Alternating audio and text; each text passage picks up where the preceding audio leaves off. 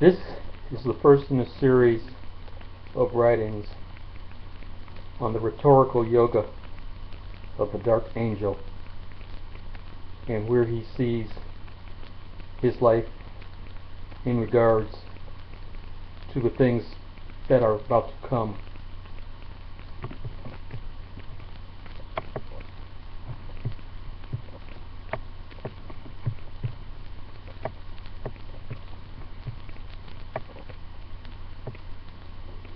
The Dark Angel. As he passed through this commercial district, the street peddlers were hawking their trinkets of bling to anyone who was intrigued or gullible enough to stop and listen. Chance was on his way home to rest and give his mind its space to do its data dump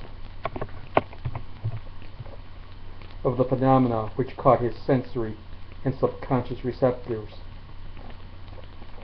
Jance was grizzled but not time-worn or bloated as many of his contemporaries. He had, by coincidence, been led to being dragged to this monastic-like seclusion and this ascetic discipline of less being more.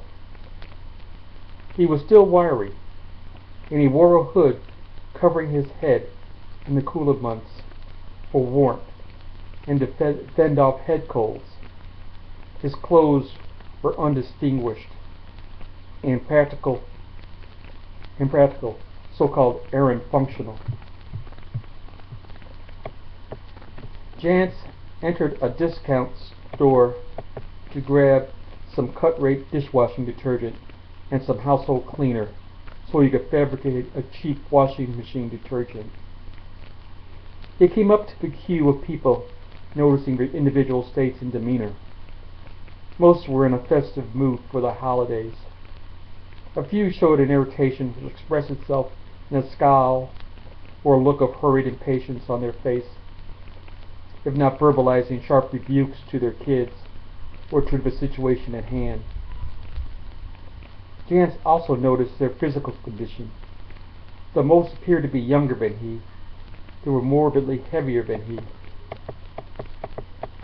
Jance couldn't help but think of the fattened lambs being led to the existential slaughter. A vision very similar when he had been at a stockyards and saw the cattle on the trucks, awaiting to be unloaded for the slaughterhouse.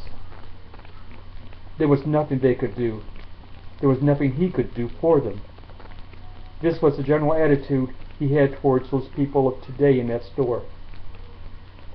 There was little directly he could do for them other than through the social services agencies that provided the civic triage or hospice help to those who were in serious need.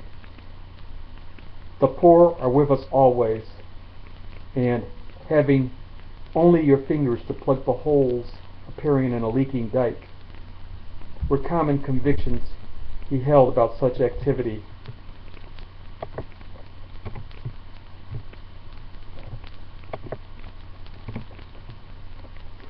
It made the doers feel better, yet the overall condition was worsening socially. More people were becoming clients of need because of a naivete of trust for the trends they were pursuing and emotionally consuming, like an entitled existential buffet, or just from the willful indifference to their known ignorance, let alone the ignorance of consequences of that attitude. There is little within the framework of this attitude that could be done other than marginal and minimalist efforts for the few.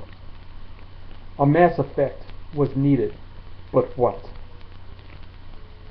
The homily given to Jance is a much younger man who at the time thought it was more cliche than true. If you want to change the world, change yourself.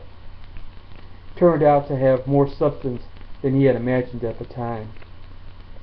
Through different experiences, Jance had realized that the noted strong vibes he gave out in the past could be enhanced by a more healthy body vessel that was being the transmitter of those vibes. But like his philosophical foundation, he had to overcome coincidental obstructions that impeded and delayed the effort he wanted to do. So he did what he could do. While doing that, he focused on those points of mental and emotional intensity, aka cognitive markers of his dimensional field of conscious and subconscious awareness, as his radar of recognition for others. Most of those recognized became metaphorical props, which provided points of articulated awareness than any ongoing temporal or tangible engagement.